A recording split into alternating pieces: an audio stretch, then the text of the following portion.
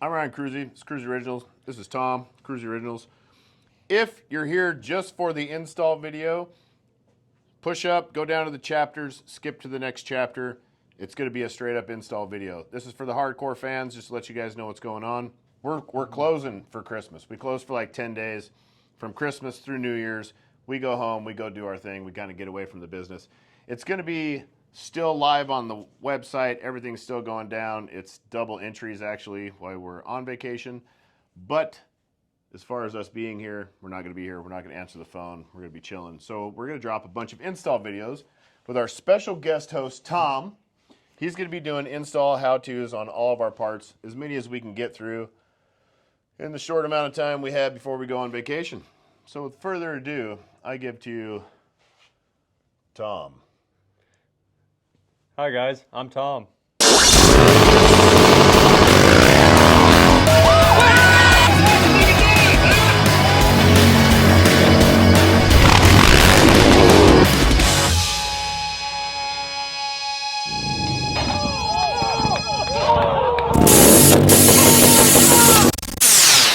All right, this is my 2005 Harley Davidson Dyna lowrider. It is fuel injected. I previously had a 2003 lowrider.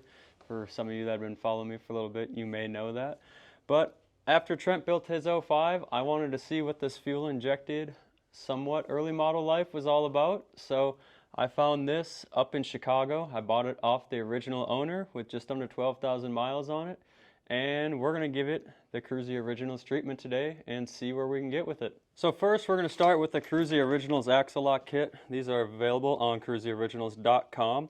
These go on the back end of the swing arm here to stop crushing the walls of the swing arm that these early model dynas are notorious for. So to get this installed, you're going to need a flat jack to get the back end of the bike up, a 15/16 on a ratchet, and a 15/16 wrench to get the axle out. And then you're going to need a 5/16 Allen as well to get these guys out and get your new blocks in. You're going to want a pliers to get this clip out of here. I know a lot of you guys like to just run some wire twisted in there. It works, but it's sketchy. You should definitely get yourself an R clip like this. The best technique right here actually is to get it in there deep. So when you put pressure on it, it springs loose really hard and takes one of your fingernails off. Once that fingernail's gone, it doesn't really hurt so much to pry it over with your thumb anymore. Is there a better strategy here? No. So don't do it like that. All right. All right. That's not the way either, but no. Up here? No, I wouldn't do it that way either.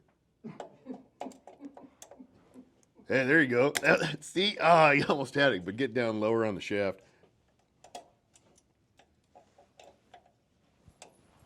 Oh, see, that's when you lose the nail. That's the key. Hold on. And now that you've got the flathead screwdriver, that's all right. You just want to easily pop that off there. I wouldn't do it like that, though. There you go. Get your flathead in Make here. sure you point it towards the palm of your hand, though. Make sure it's, pointed at yourself. I think you almost did it. Here, hold on a second. Let me try it. Okay.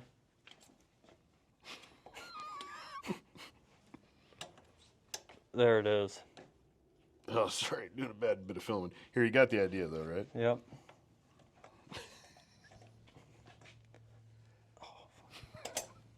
Jesus.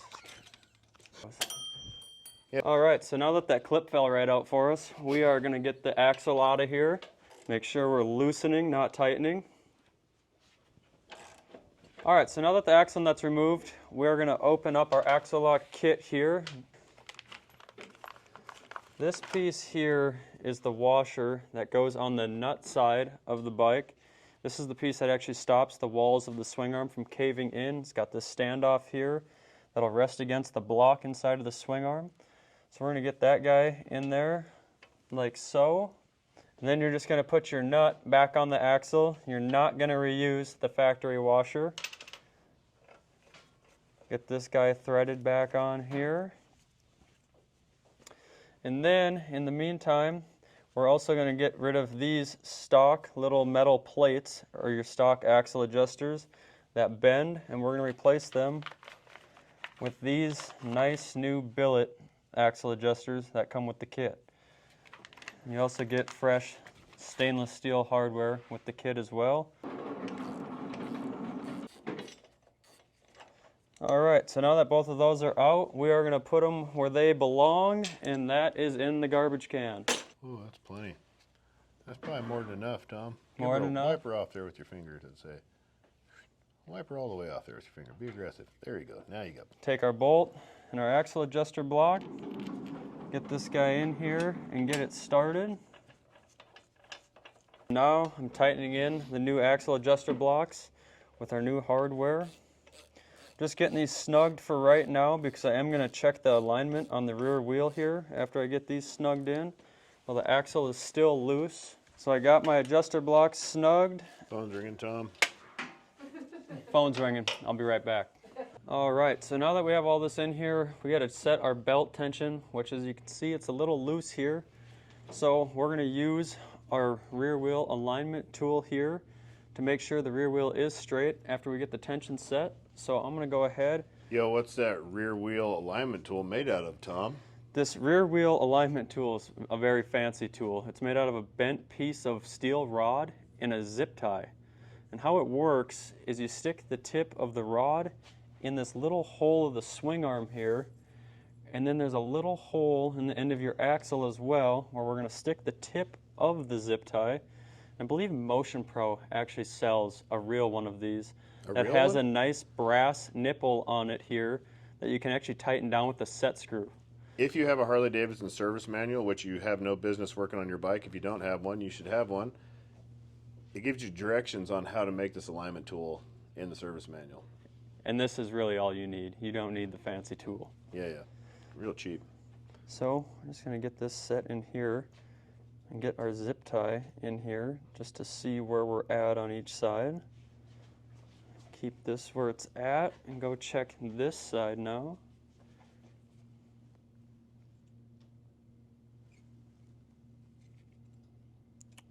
Oh, you're off like a prom dress. Yeah, as you can see, we're off quite a ways. So you need to tighten your belt because it's loose, and I would go to the side that needs to come back, whichever side needs to be pulled back to make it equal, you know what I mean? Yeah.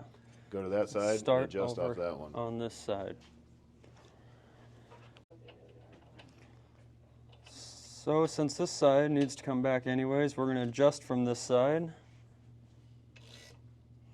A few turns. That's probably good. I would check alignment again. Quarter turn makes quite a bit of movement.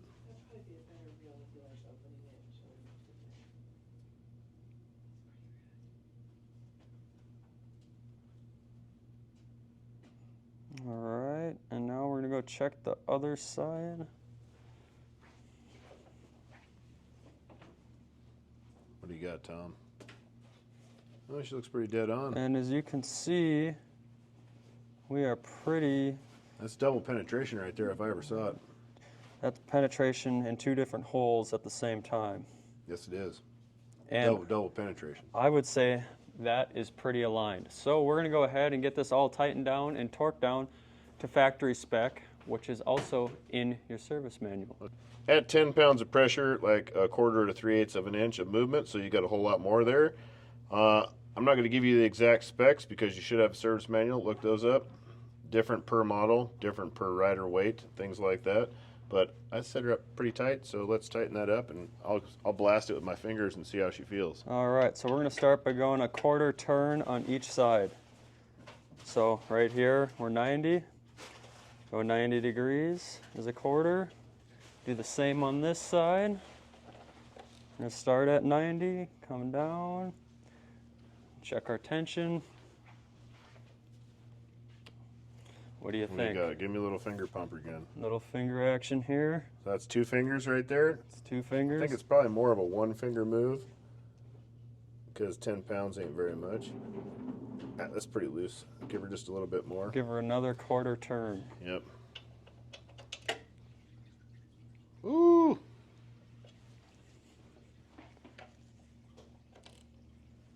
Ooh, that might be pretty tight. That's going to be that tight. Seemed generous. It seemed pretty generous. Let me give her a touch. Give her your feel. You also got to put it on its weight. So when it's on its weight, the belt's going to get tighter. That feels pretty good. Oh, you know what I got? What's that? I have the proper tools. I gave in. I'm going to show Tom how to use the old pushy tool so you guys can too. So see this little rubber ring? That's 10 pounds of pressure, spring loaded. Boom. Set that dude right there so you got something to see. That pushes up there. You measure off of here how much any point that you can. Or if you still have that guard, it should have the measurement thing built in there. So let's flip her around to the blind eye side. We got, let's say 3 1/8. I'll push this muff up till she hits 10 psi. That brings us to just about 2 7. So that is, ooh, that's a 1/4 inch. That's on the tight side. I think they're around 3/8. Like I said, the service manual. I back it off 1/8 of a turn, 1/8 turn, and send her to the fender. All right, she rolls. Gonna show you a little trick. Okay. Jam this in here. Roll the tire forward. Hard. Hold it there. Let the jack down. Do you have to do this step? No, but this assures that both of your adjusters are jammed up hard. The axle's pulled on tension, everything's locked right in where it should be. So when we torque the axle, nothing's going to move and shift, and your alignment's not going to go to pot. It's not going to go to pot. That wouldn't be hip, if you know what I mean. That would not be hip. All right, Tom, what do you torque that to? We are going to torque this rear axle to 95 foot-pounds? Not even close. Not even close. What is it? 65 foot-pounds. Man, I was way off. Early model, 3/4 axles, 65 foot-pounds. We are going to torque this axle to 65 foot-pounds with a torque wrench. Santa Monica. All right, we got our torque wrench set to 65 foot-pounds. Go ahead and get this axle torqued back in here. We're going to torque the nut side of the axle. No. All right, there she is, 65 foot-pounds. We're going to jack this back up, get our tool out of here. And that is a properly torqued axle and a completed install on a Kruesi Originals axle lock kit. What are you forgetting, though? But you don't want to forget to put this clip on that I told you to put on in the beginning of the video. They go on just as easy as they come off, too. Just going to get it started and push her on over. And now we are officially done with our axle lock kit install. And you don't have to worry about caving in your swing arm anymore. So that is the Kruesi Originals axle lock kit. And with this kit, you get this washer, 2 axle adjuster blocks, and 2 new bolts for the axle adjuster blocks. And again, this is available on KruesiOriginals.com. Every $5 you spend on the website enters you in a chance to win a custom motorcycle built by us.